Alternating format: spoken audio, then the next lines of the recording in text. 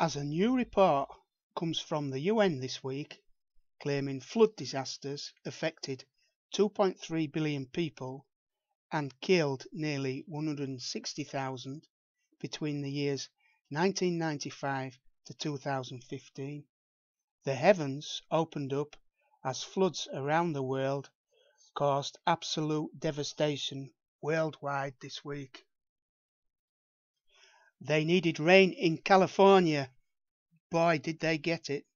A powerful El Niño storm dumped 380 billion gallons of water onto the west coast of the US last weekend.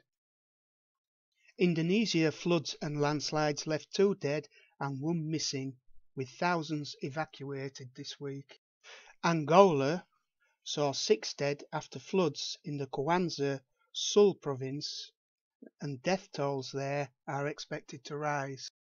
And on Wednesday, floods once again caused chaos in England. Up to 2 feet of rain, with more on the way, caused record flooding in the American Deep South on Wednesday. And on Thursday, the highest amount of rain ever recorded in one day in parts of the United Arab Emirates. In the middle of the desert, remember, they had 50 times more than the average rainfall for March in just one day. Truly astonishing statistics. On Friday, parts of Brazil suffered 50% of their monthly average rainfall in just one day, as landslides killed 21. And records tumbled as 14 inches, 355 millimeters of rain in 24 hours. That's almost 200% more than the average total for the entire month of March was dumped on parts of Louisiana and eastern Texas. This is all this week, remember. Torrential rains killed at least 19 people on the outskirts of the Brazilian megacity Sao Paulo, rescue workers said. Ironically, the flooding comes on the heel of 2 years' drought, causing severe water shortages for 20 million people. It never rains, but it pours, you could say. And torrential rain, accompanied by flash floods, have killed at least 20 people last week in north and southwestern Pakistan. Ecuador's Tungarahua volcano erupted yet again last weekend, spewing ash 4 kilometers high. The volcano has been steadily erupting since the 27th of February 2016.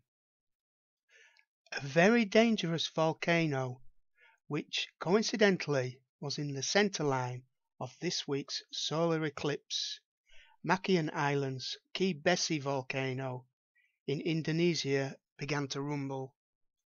A mystery in Finland caused a flap this week when the Finnish Radiation and Nuclear Safety Authority detected exceptionally high amounts of radioactive cesium, 1,000 times higher than normal, was found in the area, only for the Nuclear Safety Authority to realize it was coming from equipment in their own building.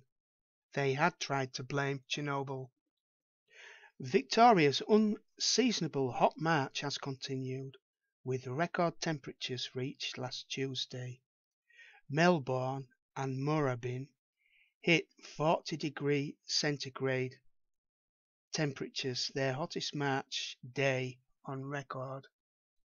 While just next door, by a couple of thousand miles, hurricane-strength winds caused havoc to the South Island, New Zealand.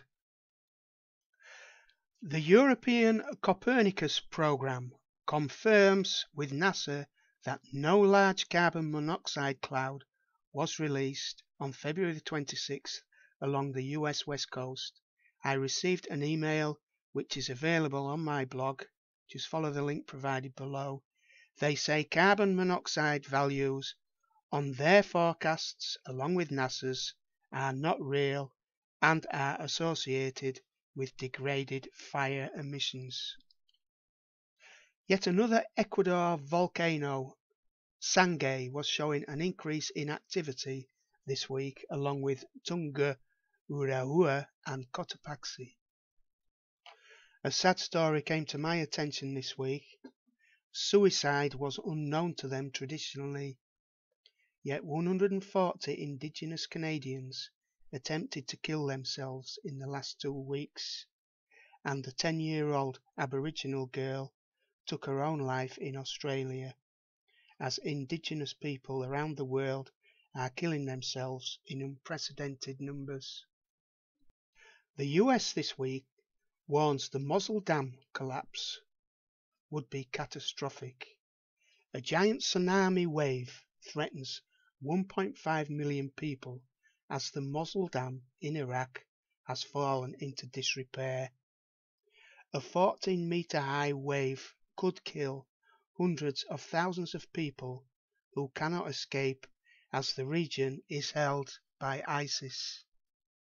And here is something of a rarity these days.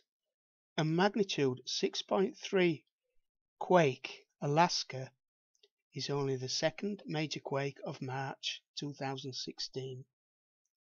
It is the 22nd major quake of this year.